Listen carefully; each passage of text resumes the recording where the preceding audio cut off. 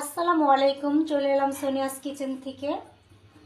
এখন আমি রান্না করব করলার চচ্চড়ি।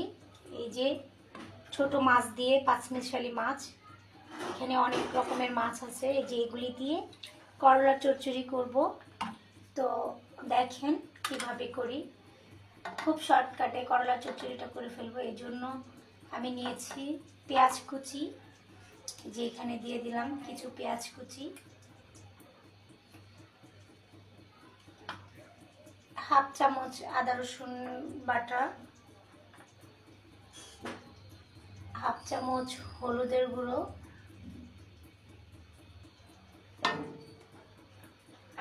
এক চামচ মরিচের গুঁড়ো, শুকনো মরিচের, আর 1/4 চামচ ধনিয়ার গুঁড়ো,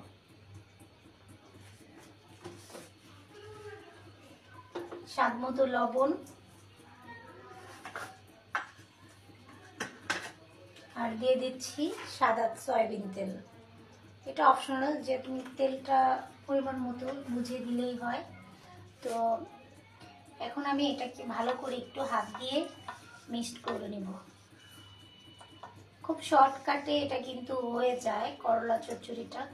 আর অনেকে করলা খেতে পারে না, তিতা, কিন্তু আমার কাছে করলা চচ্চড়িটা খুব ভালো লাগে। এটা খুবই আমার মানে পছন্দের একটা খাবার। আর যে করলাগুলি যেরকম সবুজ সবুজ থাকে, এই সবুজের ভিতরে যেরকম লাল লাল থাকে, ওই করলাগুলি দেখতে খুব সুন্দর লাগে, খেতেও অনেক ভালো লাগে। এই যে আমি একসাথে দিয়ে দিলাম মাছ আর করলা।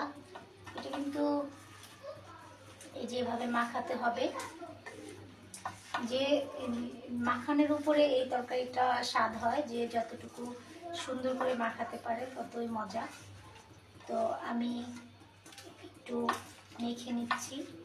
এখানে কিন্তু বেশি আমরা পানি ব্যবহার করব না। এই যে এটা মাখতে মাখতে এখান থেকেই পানি উঠবে। এই যে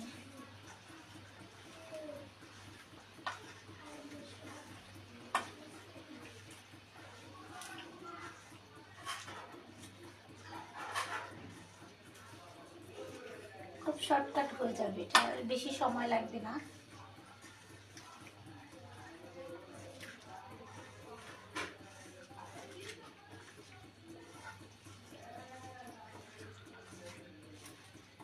জি, খুব সুন্দর করে মাখিয়ে নিচ্ছি।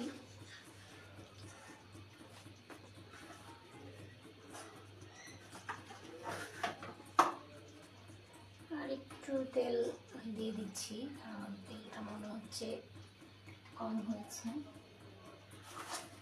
এই জন্য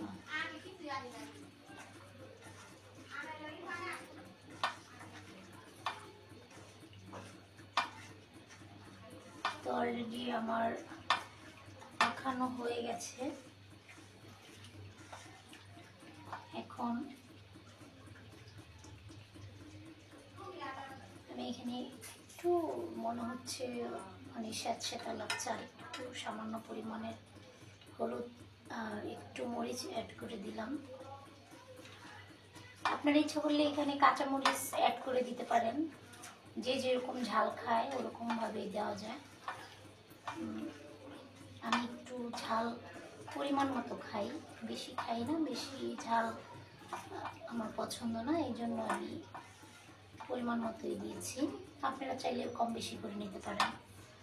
তো এই যে মাছগুলি সুন্দর করে বিছিয়ে দিলাম, তারপরে এই যে একটুখানি সামান্য পরিমাণে পানি, যতটুকু পানি আপনার হাত ধুতে লাগে ঠিক অতটুকুই, এর চাইতে বেশি না। এটা কিন্তু বেশি জাল দিব না। এই যে খুব অল্প সময়ে হয়ে যাবে। এখন এটা আমি বসিয়ে দিলাম চুলার জালটা মিডিয়াম আছে বাড়িয়ে দিলাম, একটা ঢাকনা দিয়ে ঢেকে দিলাম। 5 মিনিটে এটা হয়ে যাবে। তো বন্ধুরা, করলার চচ্চড়ি হতে হতে আমি এই যে একটু আলু সিদ্ধ করে নিয়েছি।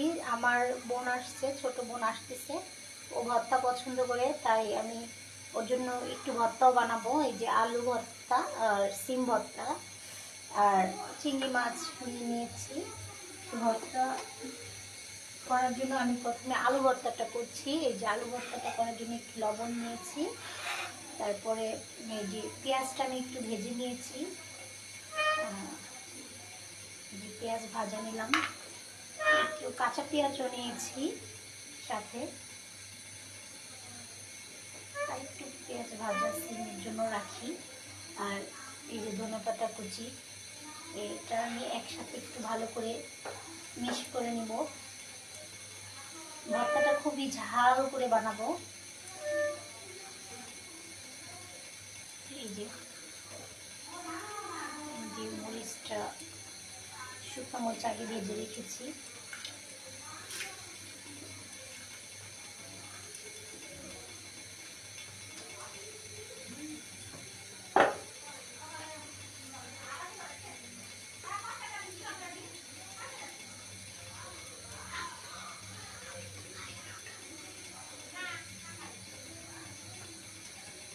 আর এই যে সরিষার তেল, এটা কিন্তু খাঁটি ভাঙানো সরিষার তেল, আমরা নিজেরা ভাঙিয়ে রাখছি। এই যে একটু সরিষার তেল দিয়ে দিচ্ছি।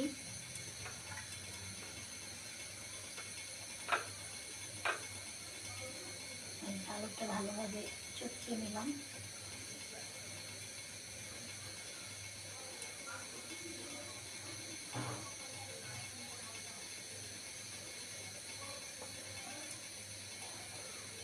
খুব শর্টকাট হয়ে যাবে, এটা বেশিক্ষণ সময় লাগবে না।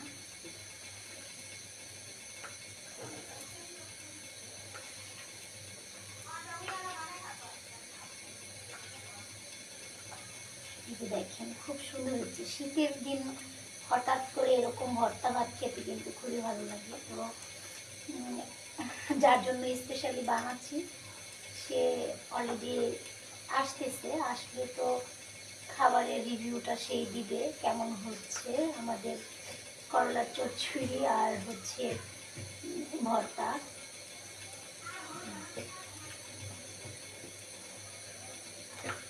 এই যে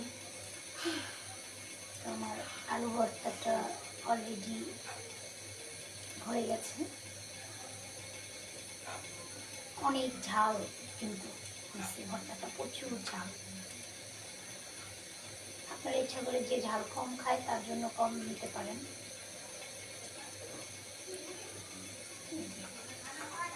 আমি একটু লবণ চেখে দেখি।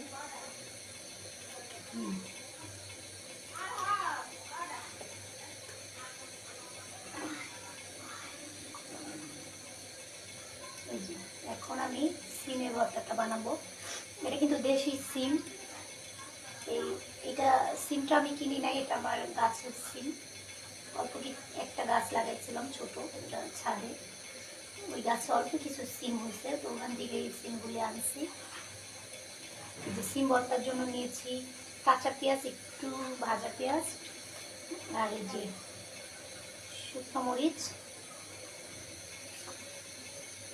আর একটু পরিমাণ স্বাদ মতো লবণ নিয়ে একসাথে এভাবে ডলে নিচ্ছি।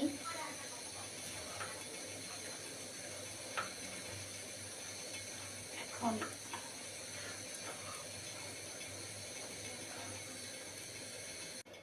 তো বন্ধুরা, এখন আমি একটু লবণ দিয়ে সরিষার তেল দিয়ে দিচ্ছি। তো এই যে আমার সিম ভর্তাটাও রেডি। অনেক ঝাল, আমার হাত কিন্তু অলরেডি জ্বলা শুরু হয়ে গেছে। এই যে খুব মজা হয়েছে এই যে সিম ভর্তা। আর এখন আমি বানাবো এটা চিংড়ি মাছের ভর্তা। তো চিংড়ি মাছের ভর্তাটার জন্য আমি যে